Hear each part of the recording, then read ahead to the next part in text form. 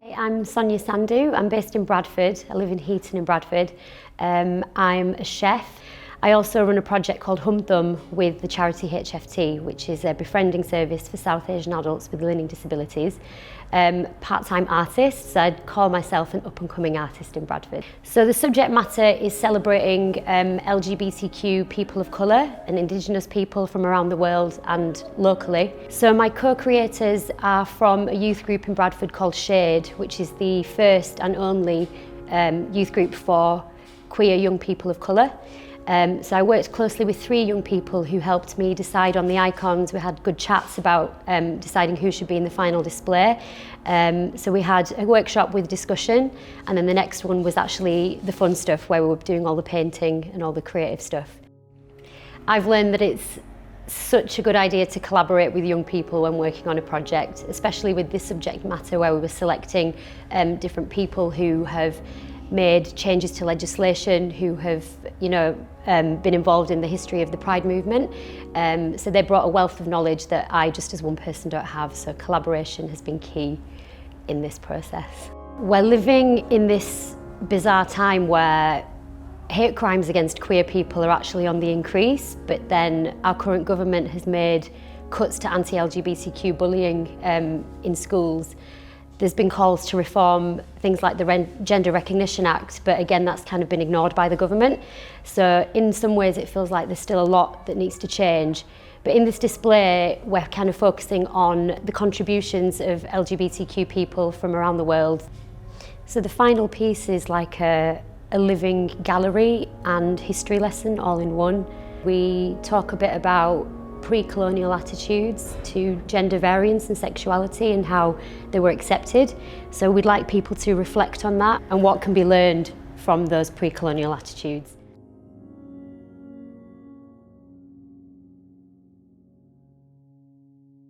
My name is Josie, I'm based in Manchester and I'm a multimedia artist working with communities.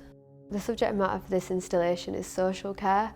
The system of social care is deeply broken, and an alternative is for workers and people in receipt of care and support to co-produce something so much better, a society built on inclusion and rights and liberation and support.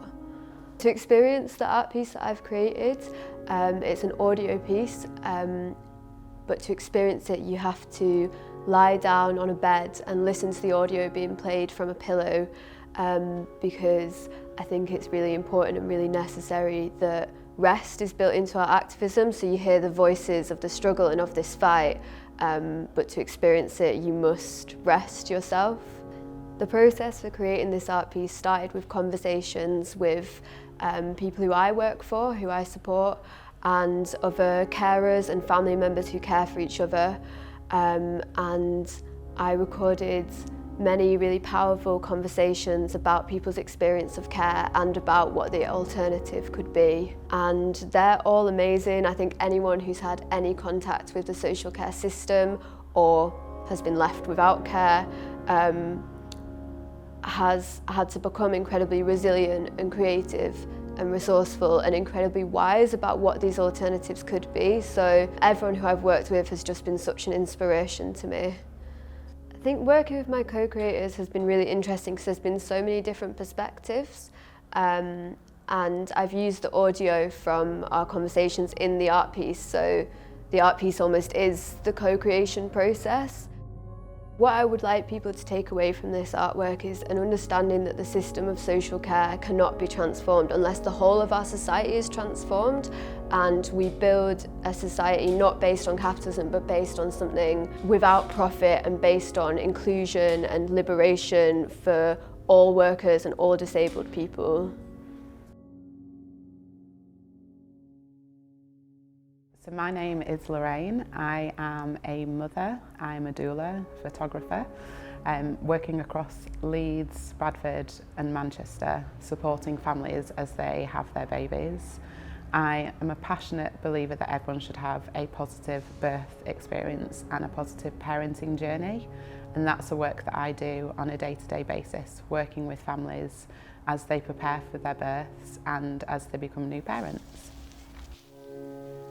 So I embarked on the journey of this project some time ago based on the statistics around black and brown birthing people and women.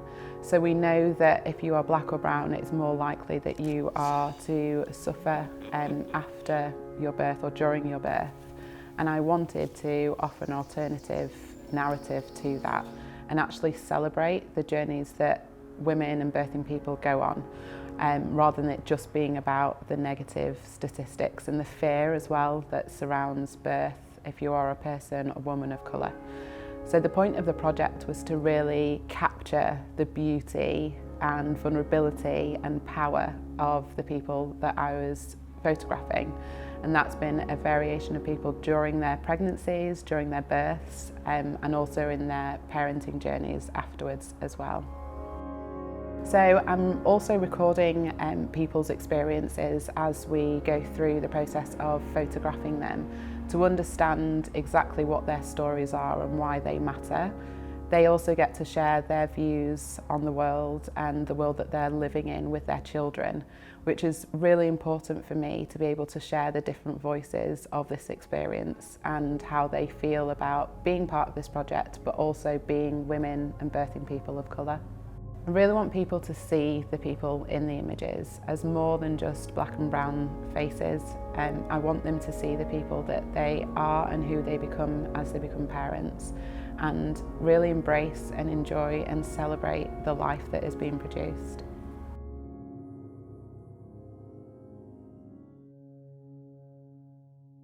Hi, my name's Mariam. I am an astrophysics PhD student at the Georgia Bank Centre for Astrophysics in Manchester, and I am one of the artists for There Is an Alternative. My subject is all about fast fashion and how the fast fashion industry is wrecking our planet and societies in general. I'm making a series of garments that I'm custom creating or upcycling from older clothes as kind of like an expression of what people could be doing instead of buying these things that end up in landfill. So I've actually been learning to sew from a very young age because my mum was a seamstress. I started making my own costumes because it was a lot. It meant things fit me better, and it also meant that as a Muslim woman I could make things that I was more comfortable wearing, so I could adapt outfits and stuff if I wasn't comfortable in them. My co-creator is Natasha Pearson.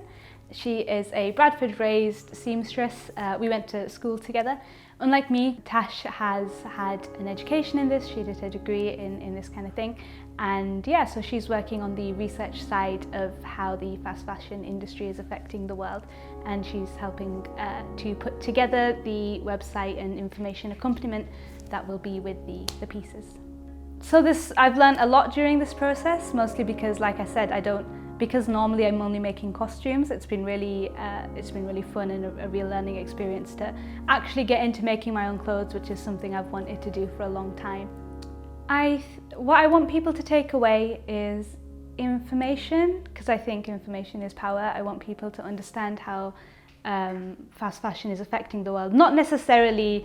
What I don't want is people to walk away feeling guilty for going to Primark. Like, that's not the point. The problem here is the multinational companies who are creating this environment and infrastructure that makes it really difficult for normal people to do anything else. But I do want people to have the information about this industry, and maybe to think about making their clothes last as long as they can.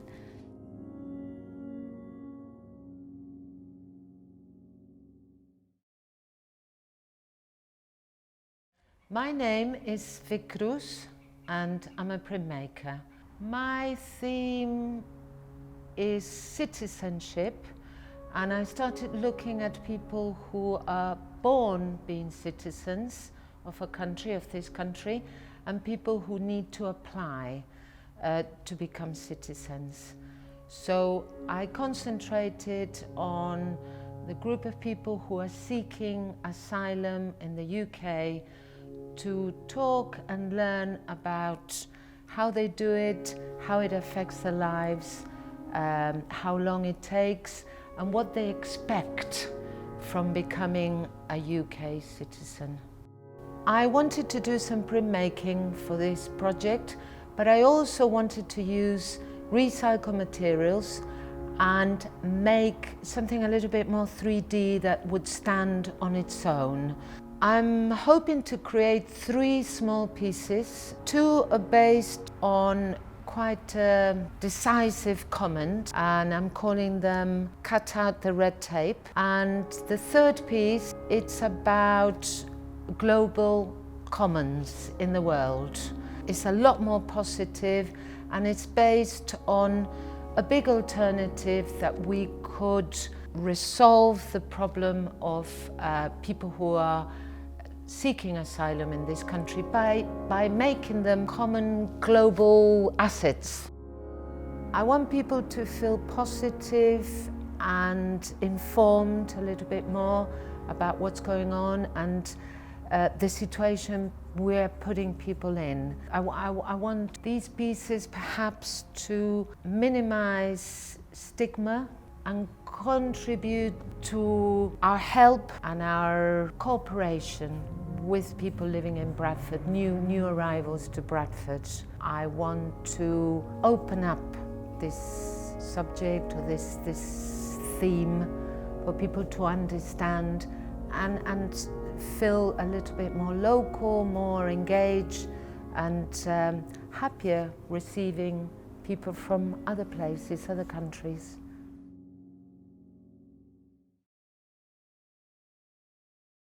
My name is Hania, I'm from Bradford. I've lived here my whole life, and my art form is painting on the glass, so it's more of like a traditional art form. So my exhibition is about youth offenders and how if we have more public spaces it can assist with the development of the youngsters in our city, especially because Bradford is known to be like a city that's got a lot of youngsters, and we are the youngest city in the UK, and yet there's like very few facilities for young people.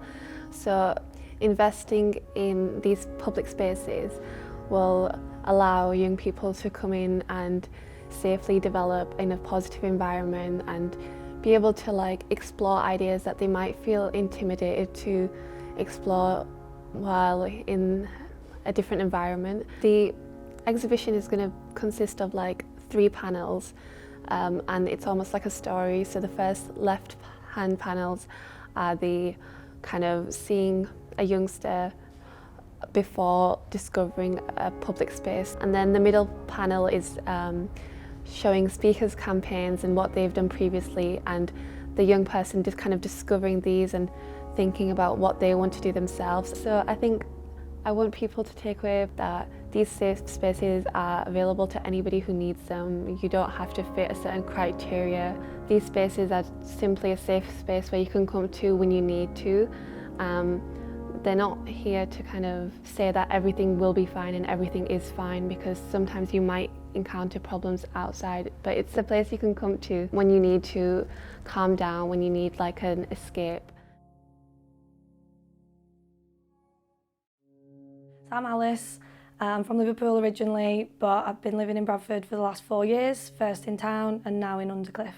So my subject matter is Bradford as an alternative way of being the capital of the UK. So really it's about the climate crisis and the fact that people have started moving their capital cities, most recently Indonesia, because their capital is sinking.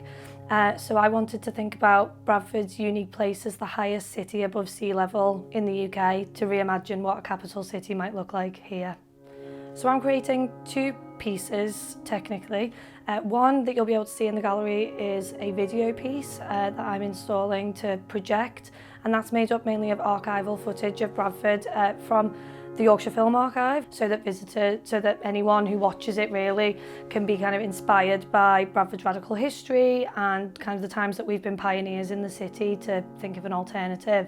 The sound piece is an audio work that you can listen to walking around the city or in your house, and it uses found sounds and newly written kind of poems and monologues to present alternatives to how capital cities work, to how Bradford works, to how we treat the climate crisis in this country, and to how we can kind of collectively get together to make it better. So I've had 4 co-curators. I was really interested in working with them to get their perspective on what Bradford means to them, what Bradford as a capital would mean. They're younger than me, they're from Bradford. It was really important for me to have people who have grown up in the city.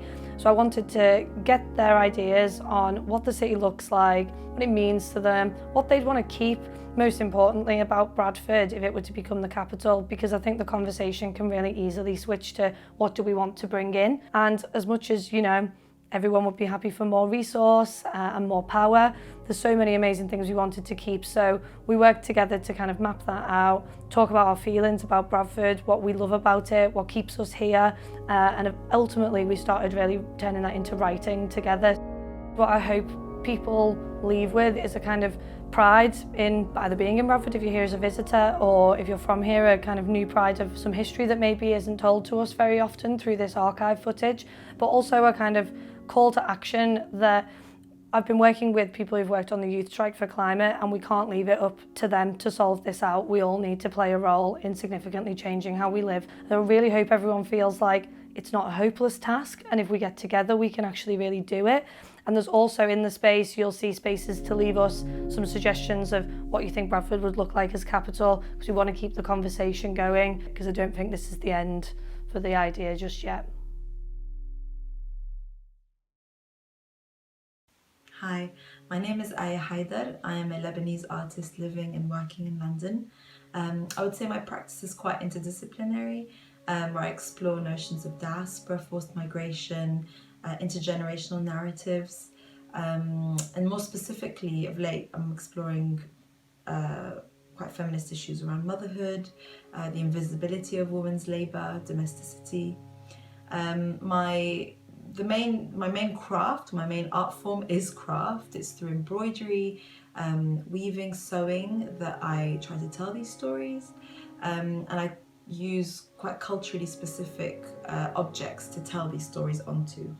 For There Is an Alternative, I will be presenting a selection from a larger body of work titled Highly Strung, where for a whole year I made a record of an act of invisible labour, one for each day of the year. These are acts that I do for my household that kind of go unnoticed. So there's 365 records of these acts that I've hand embroidered onto objects from the home, onto dishcloths, clothes, bits of linen, some socks, some pants, and I have strung up, literally highly strung, the clothes onto washing lines. So I really invite my audience to navigate through a space where they're really unpacking and unpicking every single element of these acts of invisible labour in a tangible form. For me, what I would like people to take away from this artwork is to kind of acknowledge and take a moment and acknowledge these small invisible acts that actually do amount to something. But also with all my work, what I hope is that it creates arenas for discussion, that people come and see and leave the work feeling, hold on a minute, there is something to talk about here. This does amount to something, whether it's between women and women, or women and their spouses, or for children to acknowledge that. So for me, what I want as a takeaway from this body of work is to be able to create an arena for discussion and be able to start placing value on the things that otherwise are completely put to one side and not really acknowledged as work.